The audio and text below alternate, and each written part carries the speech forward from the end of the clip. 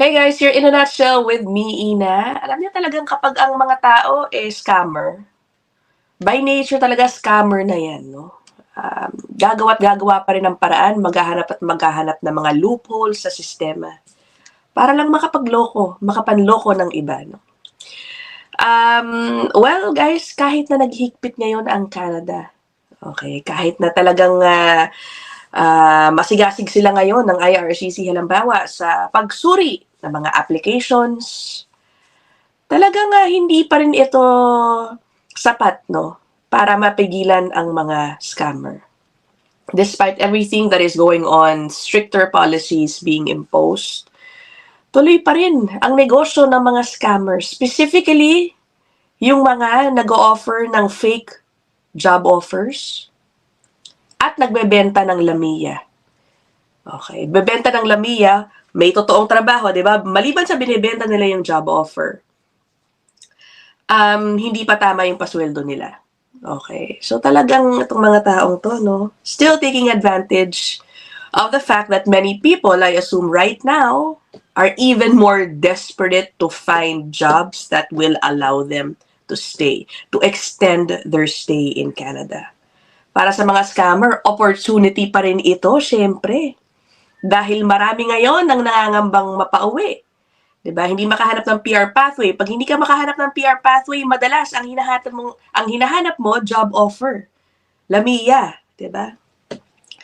At ito na nga, no. Actually, I was alerted and I decided to do this topic because nakita ko yung isang Facebook post ng isa nating kaibigang si Kuya Nick ng Suncor, ano. By the way, namimiss na natin siya dito sa channel, ano. Nasa Pilipinas kasi si Kuya Nick ngayon. Anyway, ang kanyang post, sabi niya, Lamia scam alert. Scammers are offering fake Canadian job offers and Lamias in exchange for money. Don't fall for it. Piniem ko agad si Kuya Nick, ano. Sabi ko, Kuya Nick, talagang manglagana pa rin. Sabi niya, oo, ganyan, ano.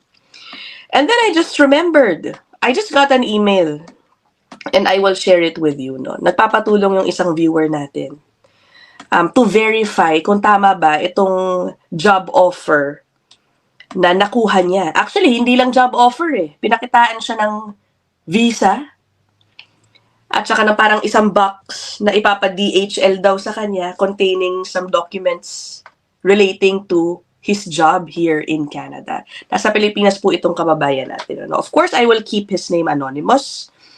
Teka, lagay lang po natin yung title na to. No? So this email, which I just received, I think a couple of days ago, proves na talagang kung hindi ka mag-iingat, maaari ka talagang maloko Kasi guys, the reality is, even if balitang-balita ngayon na naghihigpit sa Canada, meron pa rin po tayong mga kababayan na naghahanap pa rin ng paraan makarating dito. Okay? Sige, let me put up yung email po muna niya. Yan. Sabi niya, paki-verify po kung legit ba yung plane ticket ko.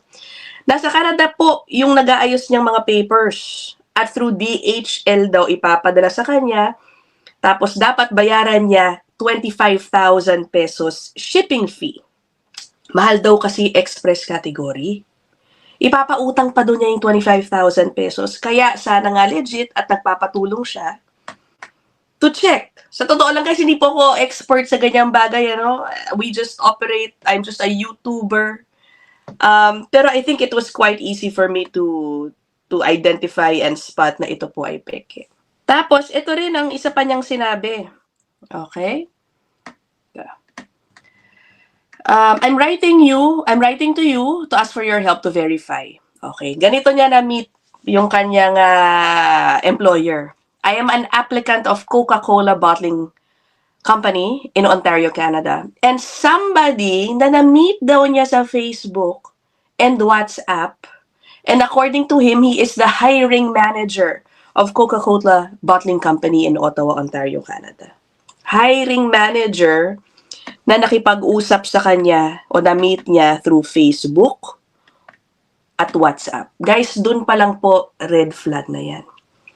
Okay, sorry to say, no decent HR manager mismo, head ng HR, ang makikipag-usap sa mga potential, job applicants through Facebook at WhatsApp.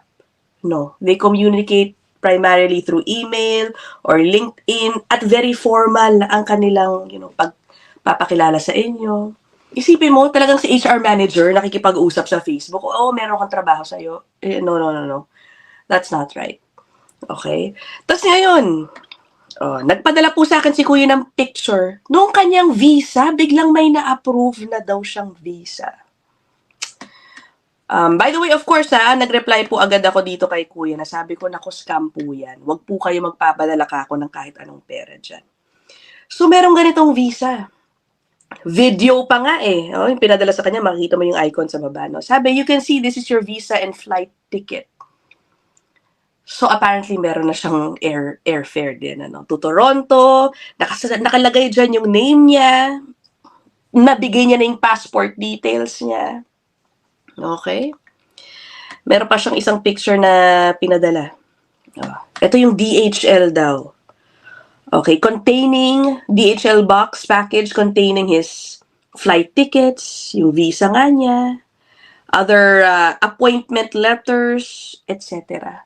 Binura ko na lang po, no? Pero sa totoo lang, nung tinitignan ko yung picture, klaro po sa akin parang in-emboss lang siya dyan, o parang AI lang na inad yung kanyang information and address, yung pangalan niya.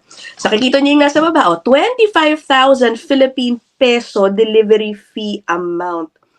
DHL Express, nasa Canada, ipapadala, tapos ang sinacharge ng DHL sa Canada, Philippine peso? No, that is not right. That is not right. Okay. So guys, dapat maingat po kayo at mapanuri sa mga nakakausap ninyo online. Pinakita ko nga kay suki nating immigration lawyer, Ludan Zalan, yung pictures na yan. Ang sabi niya, kung hindi ka sanay, yung visa specifically, sabi niya, maaring makaloko eh. Mukhang totoo. Sabi niya, to the untrained eye, the fake visa is not bad. Diba? Kaya gumagaling din itong mga scammer na ito. Now, speaking of scammers still, hindi lang naman po mismong fake job offers ang meron. Ibig sabihin, parang yan ghost job diba? There's really no job there. Magbabayad ka lang, biglang i-ghost ka din yan talaga. Maglalaho sila, tapos wala ka ng trabaho. Okay? Meron din naman po mga nag-o-offer ng trabaho, sasabihin sa'yo na itong sweldo mo, bibilin mo pa yan, yung trabaho na yan, diba? Ito yung tinatawag nating Lamia for sale. Sabihin sa'yo, ito sweldo, pero pagdating mo dun sa trabaho, ang liit pala ng iyong totoong sweldo. Okay? Mag-ingat din po kayo sa mga yan. Meron po ako sa inyong isi-share na isang TikTok video, which I guess is now making the rounds on social media, explaining how this is commonly done by a specific group of people. Ang sabi ng title niya ng kanyang TikTok, Why Desi Employers Not Hiring Canadian People. This is a common concern na lagi nating narinig sa inyo. May isang lahi, kapag sila, ang employer, ang gusto nilang kunin, kalahi lang nila. Ganyan, okay? May isang TikTok person tungkol dyan, and I believe it. Diba? Hindi ako magdududa talaga kung totoo ito. Okay? Teka lang. So, but I will explain you why they're not hiring Canadian people over the Desi peoples. So the first point, they sell the LMIA for at least 30 to 40K. Can you afford that? Because you don't need to buy that thing. But most of the people who are studying here or coming on a tourist visa, they pay that money to employer to stay in this country and work for that company. So it's a profit for them just in cash, 30 to 40K Canadian dollar. Second, they show to the government they are paying for them $30 to $35 per hour, but in reality, it's totally different. On the paper, on the paycheck, they're showing they are paying that much money, but in reality, they're taking too much work from them. Like you're getting a paycheck for 80 hours, but in reality, you're working 150, 160 hours in a 2 week. Like you have no work-life balance. Suppose you work in the morning, they're gonna call you in the evening. Hey, you have to come down. So they totally exploit you, and it's pretty frustrating for them too. So working, and at even they delay their paycheck sometime. Even sometimes they don't even bother to pay them. I already explained you that totally exploit them. The last thing, there is a problem with my community. I'm only gonna target the Indian people right here. They like to lick balls of their employer. I don't know. They have that kind of sick mentality, and even they have a valid work status to work in Canada. That's why they don't prefer Canadian employees, because you're gonna ask them so many questions. You're gonna work on a proper schedule. You're also gonna balance work life, and last, you gonna treat them just as an employer, not as a god. Hope you understand my point. So, ayun, narinig ninyo, no? Alam mo, kawawa naman yung mga uri nitong taong tong nasa TikTok kanina. Mukha naman siyang mabait, mukha naman siyang honest. See? He is very much willing to share yung mga ginagawa ng mga tao sa community niya na hindi maganda. Diba? Imagine that. Kumita na nga sila, napakalaki, bentahan ng Lamia na $30,000 to $40,000, and then they have the gall to exploit that worker. 'Di ba? Taas nga ng sweldo pero yung pala working overtime, di ka makareklamo. Ayun, 'di ba? Delayed pa ang pasweldo. May mga ganyang bagay. So guys, mag-ingat din kayo sakaling may dumating sa inyo na job offer dyan. Who knows, no? Mag-ingat kayo. Sa job bank, laganap din talaga guys sa mga suspicious job offers for me. Okay, I actually found some, no? I wanna share with you. Magduda na kayo kung ganito ang mga makita ninyo, no? Halimbawa, one very, very striking red flag is if yung trabahong ina-applyan ninyo, may lamiya yan, sasabihin, may lamiya kami. Eh, napakataas ng sweldo rin na binibigay. Halimbawa, ito, light cleaner duty. Okay, sa bandang Toronto po ito, light cleaner ha. Cleaner na light duty. Ang kanyang offer, $36 per hour. Magduda na kayo, napakataas po ng sweldo na yan for a cleaner. Okay? Not that I'm saying na they don't deserve a higher pay, but the reality is, ang median pay for cleaners, I think, less than 20. Okay? And then this one is offering 36. Okay? Isa pang makita ko. Cook. Halimbawa, magkano ang sweldo? Cook po ito sa bandang, ito, Mississauga pala nakasulat, ano? Ang kanyang sweldo din na ino-offer 36. Sana all, ano? Sana. Ganyan po talaga. Ang, teka, natatakpan pala, no? Sana ganyan talaga ang sweldo ng mga cook, but the reality is hindi po. Okay? 36.50 ang cook. Nakasulat dun sa taas, nakita nyo? Lamia requested.